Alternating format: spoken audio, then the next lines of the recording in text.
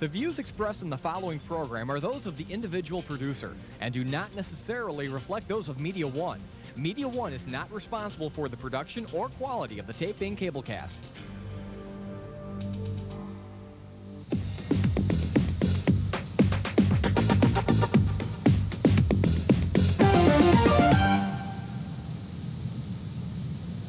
What's happening, everybody? Thanks for tuning in to Lights Camera Access. I'm your host, Paul Olson. We got a great show for you tonight. Get pumped. Ooh! We got a guy on the show tonight who's going to show us how to do a little bit of rock climbing. We got a guy who's going to sing for us, play a little bit of guitar. He's a funky man. And we also have a guy who's going to come on and do a little stand-up comedy for you. First off, I want to introduce you to a rock climber. He's not afraid to face the cliff. Please welcome him, Jim Blackburn. How you doing, Jim? I'm good. Good. Have a seat. How long you been rock climbing for, Jim? About 3 years now. 3 years? And I see you brought some equipment with you. Can you kind of go through that and let us know what the gig is? Sure thing. First thing I'd like to show you here is climbing shoes. Now, these are a little beat up and worn out a little bit, but it's from constant use. Basically, though, climbing shoe is rubber on the bottom sides, laces from the top to the bottom to really fit your feet very, very good, you know, kind of get that nice form and fit. The next thing here is, it's known as a chalk bag. Purpose of this is when you exercise, you tend to sweat. And as you can see, this is just basic chalk, like the kind you play pool with or, you know, you use for other things to keep your hands dry, more or less, though, while you're climbing so you don't slip off the rock as much. The next piece of equipment here is actually two pieces in one here. You can separate them, though. First thing here is known as a locking carabiner. And the reason why they call it that is it locks so you can't push it open again unless you twist the lock. Okay, so you have to, it twists and opens, and then once it closes, it twists back automatically. Well, you know, that's good for... Well, yeah, it's a definite safety device. I think is that childproof? No. No? Okay. Any child can operate it. Next piece of equipment is what's known as a figure-8 belay device. And this more or less is the piece that you run your rope through while you're holding the rope for the guy who's actually climbing. And then you can use this to make a break, and it doesn't let anybody fall to the ground. Which is probably the most, you know, the primary thing you're worried about when you're rock climbing. Right. And if we can stand up now, I can show you some of the other equipment I have on. For instance, I have on a climbing harness right here. And as you can see, it's got two leg loops and a waistband, and it's all connected together. Now, I left this piece hanging out here on purpose to make a point, and that is, whenever you rock climb, you always want to make sure that you're feeding it through the belt once and twice. So you do what's called a double back. Always double back your harness when you climb. It's very, very important. What does that do? Just adds extra protection? Exactly. It locks it off so that it doesn't slip while you're climbing, because when you put weight on this thing, you'll know why they like to double it back. Now, this harness has legs that are already in one piece that are non-adjustable because I bought one that fits me. But some of them you can buy adjustable where you have to do the legs and you double back the legs as well. So do you have like a guy named Manny who comes and takes your measurements and... No, you can fit it to you? You can pretty much buy one. They have them sized in the waist, and the average person of my size waist has this size of legs, approximately. I mean, I have a little bit of room in them, which is good. You want to have a little bit of room. You don't want them so snug that you're cutting off circulation. Okay.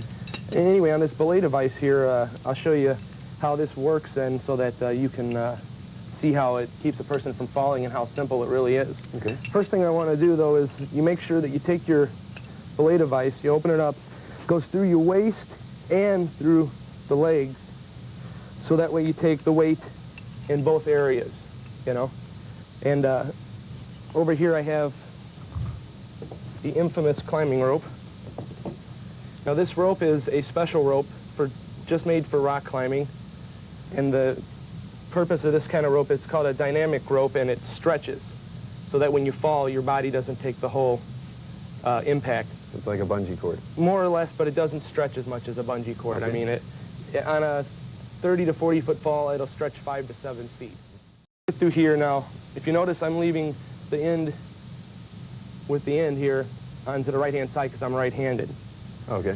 Now you open up your carabiner, you put your rope through, and your blade of ice, like so.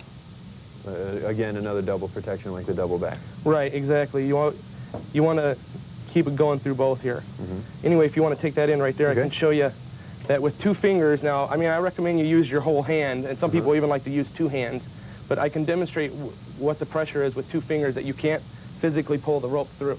Right. You know, and that's with 2 fingers only, just to give you an idea. I mean, it's because of the way it's breaking through there, you know, it works pretty good. Right. Now, this particular setup right here, a lot of people don't like to use it this particular setup this way because this piece is loose on here.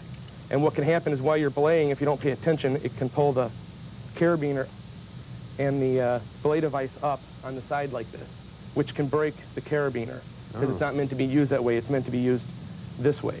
Okay. Now, a way to avoid it is take the rope out here, and I'll show you. You can use this blade of ice in another fashion as well, which is the way I always do it, and I recommend that everyone else who does it should do it as well. You take the small end of it, put the rope, fold it in half like so, and you stuff it through the small end. Now, you take this end right here that you just stuffed through there and you hook it through your carabiner. Now, this thing looks funny because it's hanging loose, but it actually works really well, and it always stays down here, so you can see that this way is probably an even better break, you know, than the other way because there's so much less going on. Okay. And it's a lot safer. Now, what about the double protection factor? This kind of eliminates it, doesn't it? Well, not necessarily. I mean, you're still going through the carabiner, and these carabiners can take, you know, 4,000 or 5,000 pounds of pressure before they break, and you know, let's see a 150, 200-pound man break one of these things. It's impossible. Well, I mean, just don't let me at it because that sucker's going to be going like that. Okay, well, next line of business here is I will show you a common knot used in rock climbing. Okay. That they use to tie in the harness for when you're climbing. Like do not fall? Right, like exactly. That, yeah. You want a knot that won't untie, basically. Now, this one's called a double figure 8 follow-through knot. Now, what you do is you wrap it around the rope 1.5 times like so, and you pull it through the loose end. And if you notice, you got a figure 8 now. Okay, now the reason why they call it a follow-through is because you put it back through here exactly the same places that you used it on the blade of ice on. Now, you follow the knot back through. I don't know if you're going to get this on camera, but we can try. You follow the knot back around and form a figure 8 going exactly the other direction. And then you follow, if you did it right, your end of your rope should be following the rope going to your other guy, which, as you can see, I have done. And that is a double figure 8 follow-through knot. Now, what a lot of people like to do is do another tie-off knot on top of here just as a extra precaution, you know. And there's a variety of knots that you can do. This is just one of that I happen to use, though. Well, I gotta tell you, so that's just a tie-off knot, you know. And you can see physically it's impossible to untie because the only way it's going to come untied is if this piece here goes back through the knot. And what's tied to this piece? You are. So you physically can't go through that small of a hole. You know, the only way you're going to fall is if your protection fails or if the rope breaks, and the chances of that happening are very, very rare. Well, that's definitely good. Is there anything that you can do, like stretches or exercises to prepare yourself before you even begin? Yeah, pretty much just the normal stretches that you've seen and done all your life at home and at school and whatnot. A lot of people like to just get the blood flowing to all the different muscles and stuff, and they want to make sure that they, you know, are completely warmed up before you go out, because if you start climbing right away without a warm-up, you're very, very likely to tear a muscle, and that's definitely something you don't want to do. Okay, real quick, is there any place for someone who's never rock climbed before, is there any place here in Illinois that they can go to where they can kind of learn the ropes, quote unquote, and figure out if they like it or not? Yeah, there's a variety of rock climbing gyms that you can go to. The closest one to here would be the North Wall in Crystal Lake.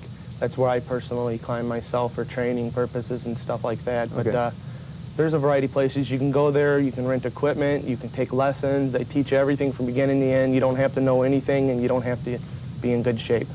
All right. Do you have any last-minute tips for us? Basically, if you want to try rock climbing, I say that you should. Because anybody can do it. All right, great. Thanks a lot, Jim. Coming up next, we have a fabulous musician, so you guys better not touch your dial or I'll break your fingers.